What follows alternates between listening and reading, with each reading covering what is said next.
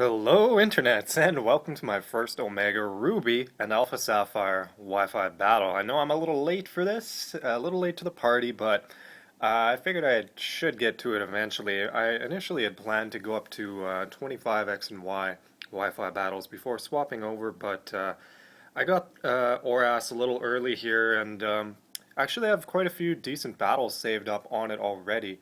So even though I still have some pretty good games on X and Y to go, I really wanted to upload this game in particular from Oras because uh, I was really proud of myself for it. It's a good match, in my opinion.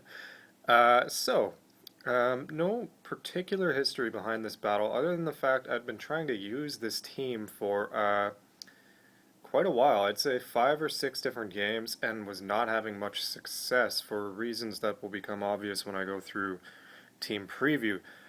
But the main gimmick with this team is that everything on it is either a tank or a wall.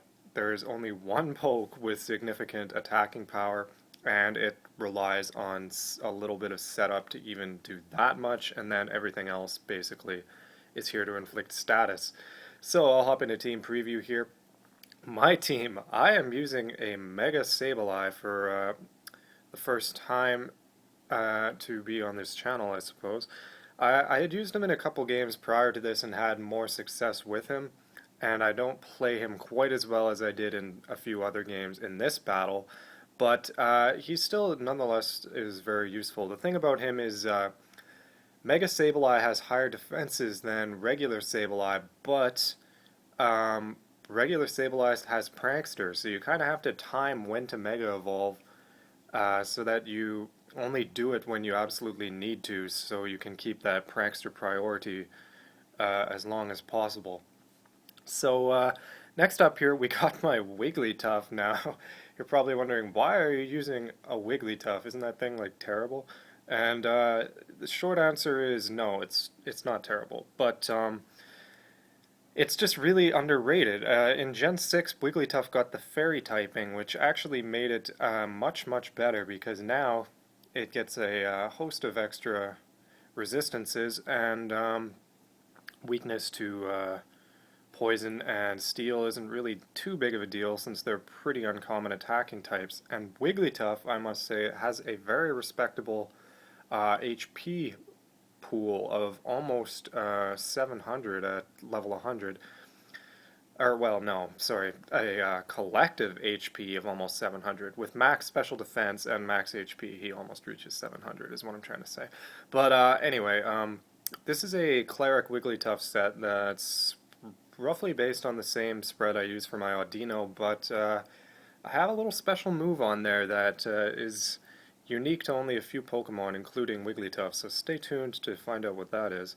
So next up we got my Emboar. This is what I mentioned as the only thing with any real attacking power on this team. This is an Assault Vest Emboar with max BF, max HP, and it needs to set up with Power Up Punch a bit before he can really do any damage, but got Reckless on it as well, so Flare Blitzes will really hurt, although I don't think I actually use it this game, and I also have Sucker Punch for a bit of priority and to catch people off guard.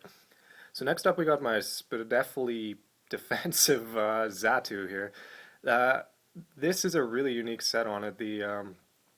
It's a twist on Smogan's set, but I I don't really use it a whole lot this game to its full potential. So I'll have another battle with it where you really get to see what it's capable of. So next up we got my physically defensive Lapras set I made myself. This is a cleric Lapras, I guess you could call it. Well, actually, the only real cleric thing he has is Heal Bell, but I have Freeze Dry, Toxic, and Rest on it, as well as max defense, max HP, and a Rocky Helmet, and also Water Absorb, so I can switch in on super effective hits against my Emboar and Torkoal, which is the last poke on the team here. This is the same Torkoal I've been using for a while. The hazard setting, spinning, status inflicting Torkoal that is actually pretty darn decent. So my opponent's team is actually pretty scary looking. It's a straight OU team and a hyper offensive one. This dude does the closest thing this dude has to a wall on his team is T-Tar. But yeah, starting off with that T-Tar, Garchomp, Gardevoir, Gallade, Infernape, and Gengar. So he also has 5 potential Megas on his team, which is a little bit concerning going into the game. But fair warning before we start, this kind of goes on for a while. Just just a heads up, but the ending is awesome. So if you stick around for that, hopefully it will have been worth it. So anyway, let's get going here. First, Omega Ruby Alpha Sapphire Wi-Fi battle begin. Chris is issuing a challenge. No. So he's gonna lead with that Gengar, and I'm gonna lead with my Sableye here. And this isn't really a great matchup because if I take a Dazzling Gleam, that's really gonna hurt, and a lot of Gengars carry that these days. So I'll swap right out into my Wigglytuff, which is a pretty good counter for Gengar, assuming he doesn't have Sludge Bomb. And also I can use Wigglytuff to frisk him, and he actually goes for the Shadow Ball that turn, so he's not carrying the Dazzling Gleam, otherwise he surely would have gone for it that turn. And Wigglytuff blocks the Shadow Ball, and interestingly there, he switches, so he must not have Sludge Bomb, because otherwise he probably would have gone for it against Wigglytuff there. So I'm going to U-turn out with Xatu here, as he brings in the Gardevoir, and bring back in my Wigglytuff in order to frisk Gardevoir here, see what it's carrying as well. This is a nice little tactic I like to use with Wigglytuff and Gourgeist as well, just scouting my opponent with Frisk, see what kind of sets they're running. And Gardevoir sets up the Trick Room here, which is interesting because the only really slow thing he has on his team is T-Tar, as we both go for status there and both of us miss, so no harm done to either side. And I'm going to swap out into Xatu here because I do carry Magic Bounce, so if he goes for Hypnosis a second time, I have the potential to knock it back, but he actually switches out as well, which was probably smart on his part. And he doesn't want to stay in against Xatu. I guess realizing that I'm faster than him? This is a Scarfed Xatu, so I think I would have been faster even without any speed investment. But anyway, that T-Tar is going to come in now. Oh, I guess the Trick Room's up, so he knows I would have been faster. But anyway, yeah, I'm going to U-turn out on T-Tar here and bring in Sableye here to hopefully get the burn off on T-Tar and soak up some attacks from him. This thing really shouldn't have too much to hurt me. So I'll go straight for the Will-O-Wisp. T-Tar is now burned and effectively useless, and he goes for a Crunch, which does actually somewhat decent damage, 40 something, so I'm going to take a little bit of Sandstorm damage here, he's going to take a little bit of burn damage, and basically right now I could just stay in and go for a cover if I wanted to, but he's actually going to withdraw this turn, realizing he can't really touch me, and go out into Gardevoir, getting that switch initiative to land a free attack on whatever I want. Oh, and I forgot to mention, when I first Gardevoir earlier, I saw it had Lax Incense, which I believe lowers my accuracy against moves I use on the Gardevoir, so I'd never actually seen somebody use that before. I had to look up what it did, but anyway, kind of interesting item to be running. So I'm going to go back out into my Xatu here, predicting maybe a Hypnosis or something, and that actually did a lot with the Dazzling Gleam, considering I am specially defensive. And Gardevoir is going to take some Sandstorm damage, and I'm just going to go straight for a U-turn again, because I'm just being that guy right now who just sends stuff in and U-turns out constantly. At least I'm not doing it with Mind Chow. Anyway, I'm going to go into Wigglytuff here again. Since I'm sort of suspecting this Gardevoir doesn't really have anything that can touch me for any significant damage, as he does 57 there with a Hyper Voice. So I can easily take 3 or possibly even 4 more of those, as he goes for Hypnosis and this time actually lands it, so that's unfortunate. Wigglytuff is now put to sleep, but as I said, I don't really think he can knock me out before I have the chance to wake up here, so I might as well just stay in and see what he wants to do here. And he'll go for a Dazzling Gleam, which I do resist, and that did actually a pretty sizable amount, 55 I think. So I wake up on turn 1 amazingly and go for the Toxic on Gardevoir, but I forgot that the damn thing has Synchronized, so now Wigglytuff is poisoned as well, which is going to eventually hamper my ability to stay in and wall on a single switch, because obviously I'll die from toxic damage. So now I'm going to have to get a Heal Bell off of somebody. This Wigglytuff isn't carrying Heal Bell. It's a Wish Protect Toxic and a special secret fourth move that you'll have to wait to see. But I'm going to go for the Wish here because I seriously doubt it can knock me out before I have the chance to heal myself back up to full, which in turn will enable me to switch in later and retain a fair amount of HP, even though I'll take an attack while switching in. So I'll take a little round of poison damage there. Gardevoir is taking some as well. And now he's going to withdraw, finally realizing he really can't hurt me whatsoever. And go out into T-Tar yet again, which is kind of bad. Even Burn, T-Tar can probably OKO, well, one-shot Wigglytuff. Probably even at full health, to be honest, because Wigglytuff's defenses are absolute trash. They're not even worth mentioning, they're so bad. So I'm going to get back up to full HP thanks to my Wish and take a little bit more toxic damage, but overall that worked out okay. And now I'm really going to have to get out of here, so T-Tar's got the opportunity to land a free hit on whatever I bring in, so let's see what he goes for here. I went into Lapras, predicting, like, I don't know what I was predicting. It was just my best switch, and he goes for a Giga Impact, holy crap, going for as much damage as possible, and that was kind of risky of him to do. Had I gone into Sableye, that wouldn't have touched me. But he takes some damage from Rocky Helmet, I take a little from the Sand here, and his health goes down a bit from the Burn as well. So now he has to recharge, so it gives me a free turn to go for the Heal Bell,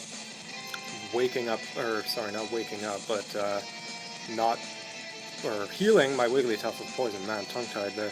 But anyway, now he takes a little bit more burn damage again, and this turn he turns out to be packing the Stone Edge, and bam, wow, that did a lot. It was a crit, great. So now that's gonna definitely put a timer on my Lapras's time to stay in the field here, as I'm down to 18 health after the Sandstorm damage, which is not good. However, T-Tar does die from the burn, thanks to my Freeze Dry knocking him down to a low enough level of health. And I think that must have been a Salt Vest T-Tar, because that Freeze Dry probably should have KO'd him normally on the amount of health he had left when I used it. So Gengar will finish off my Lapras if I stay in, so I'll go back out into Wigglytuff, which is proving to be a pretty effective counter to this thing. Frisk it again, see the Black Sludge. He goes for Shadow Ball, does not affect me. And this turn, I believe, get a little health back from leftovers. And he goes for Hypnosis, so both his Gardevoir and Gengar are carrying Hypnosis, which is pretty annoying, and now Wigglytuff is put to sleep for the second time, which is just unfortunate, but what are you going to do? This Gengar can't really touch me anyway, so it's not too big of a deal at the moment, unless he suddenly reveals he's carrying Sludge Bomb and just didn't use it before for whatever reason. But he's going to swap out into Gallade here, which is probably a good play on his part. I wake up again, turn 1, and go for the Copycat, which indeed is my fourth move. Go for the Hypnosis that the Gengar used against me, but unfortunately miss on Gallade, so that kind of sucked. But don't worry, I redeemed myself for that miss later on. So I'll swap out with Wigglytuff here. Go into my Torkoal, which is a really good counter for Gallade, in addition to most things not water or ground type, and he takes the turn to go for a Swords Dance, so really good play on his part, predicting me to switch out.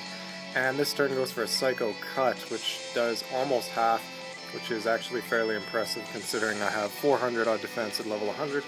And I'm going to burn him this turn with a Will-O-Wisp, which I've recently taken to carrying over Lava Plume, because Torkoal just doesn't do enough damage with Lava Plume to warrant carrying it over a guaranteed burn with Will-O-Wisp. So this turn he goes for a Poison Jab there, I guess maybe predicting me to swap out again, but it does less damage than the Psycho Cut did, and I'm able to get up my rocks.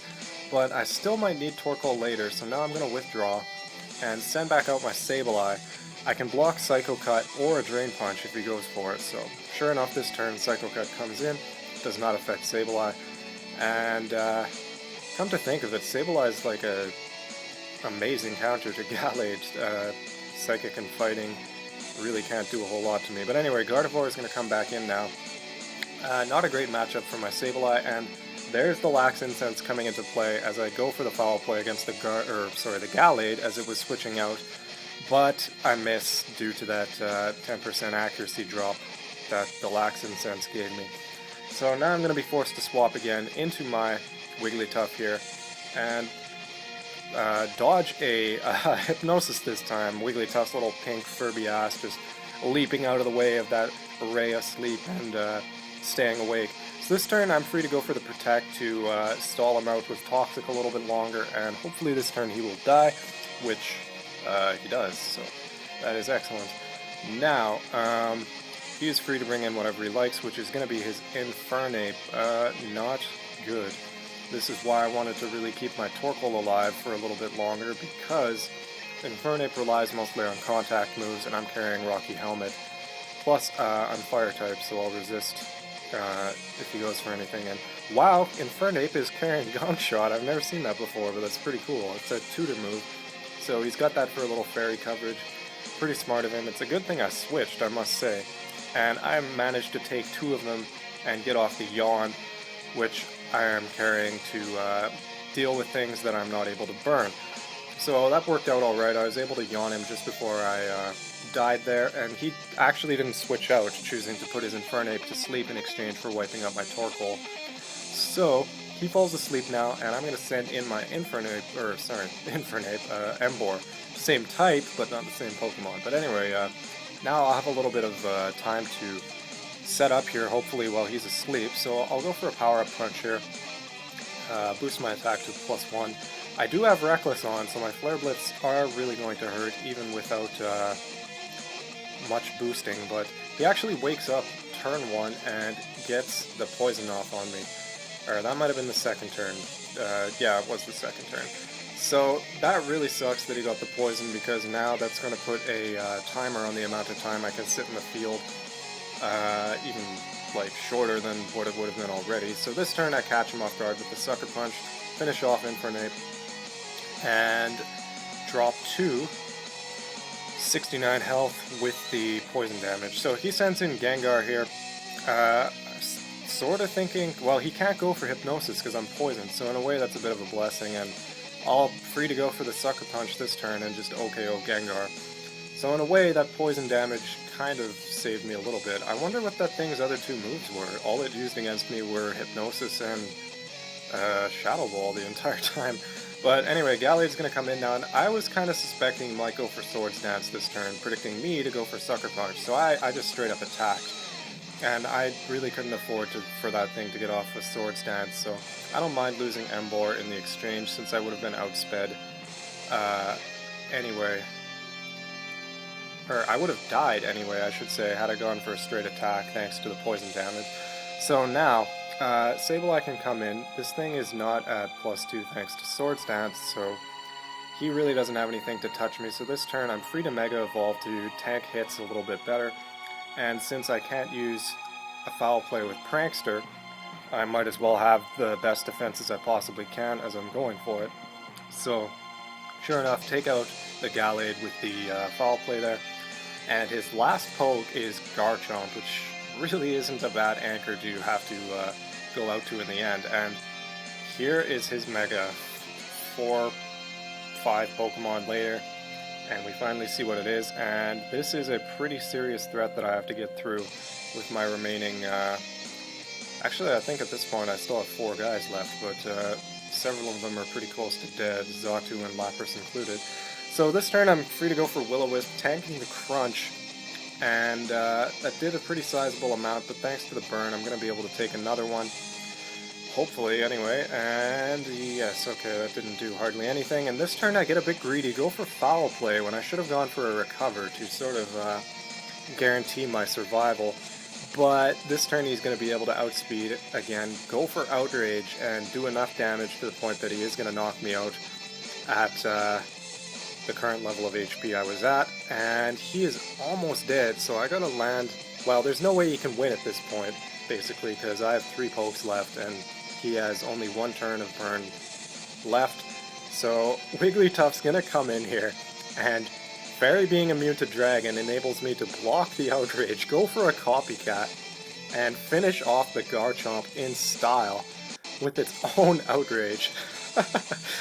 I love that. That's the only time you'll ever see Wigglytuff use Outrage, and that is the game. Now, That was a pretty darn good game, if I do say so myself.